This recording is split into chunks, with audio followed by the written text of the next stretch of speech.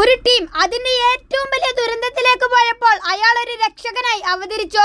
ഒന്നുമില്ലാതിരുന്ന ഒരു ടീമിനെ കൈപിടിച്ചുയർത്തി ലോക ക്രിക്കറ്റിന് മുൻപിലേക്ക് നെഞ്ചു വിരിച്ചു നിർത്തി തന്നെ കൊണ്ട് സാധിക്കുന്നതൊക്കെയും ശ്രീലങ്കയ്ക്കായി ചെയ്യാൻ സനത് ജയസൂര്യ ശ്രമിച്ചു.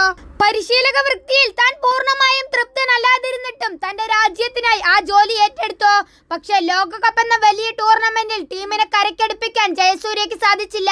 അതോടെ അദ്ദേഹം ഇപ്പോൾ പടിയിറങ്ങുകയാണ്. ഇത്തരമൊരു തീരുമാനം മുൻപ് താൻ എടുത്തിരുന്നുവെന്നും ജയസൂര്യ പറഞ്ഞിട്ടുണ്ട്.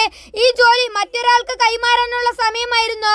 2 മാസം മുൻപ് ഇംഗ്ലണ്ട് പരമ്പരയിൽ വെച്ച് തന്നെ ഞാൻ ഇക്കാര്യം പറഞ്ഞിരുന്നു. ഒരുപാട് നാൾ എനിക്ക് ഈ ജോലി ചെയ്യാൻ സാധിക്കില്ല. അന്നു തന്നെ ഞാൻ അതിനെ സംബന്ധിച്ച് തീരുമാനങ്ങളും എടുത്തിരുന്നു. എന്നിരുന്നാലും ലോകകപ്പ് ടീമിൽ നിന്നും മികച്ച ഒരു പ്രകടനം കാണാൻ സാധിക്കുമെന്നും അങ്ങനെ വിടവാങ്ങാമെന്നുമാണ് ഞാൻ കരുതിയത്. പക്ഷെ എനിക്കത് സാധിച്ചില്ല. അക്കാര്യത്തിൽ എനിക്ക് വിഷമമുണ്ട്, ജയസൂര്യ പറയുകയുണ്ടായി. ശ്രീലങ്കയുടെ ലോകകപ്പിലെ നിരാശാജനകമായ പ്രകടനത്തിൽ ആരാധകരോട് തന്റെ മാപ്പ് പറഞ്ഞുകൊണ്ടാണ് ജയസൂര്യ കളം വിടുന്നത്. ഓരോ ശ്രീലങ്കൻ ക്രിക്കറ്റ് ആരാധകനും വലിയ വേദന ഇതുണ്ടാക്കുന്നു.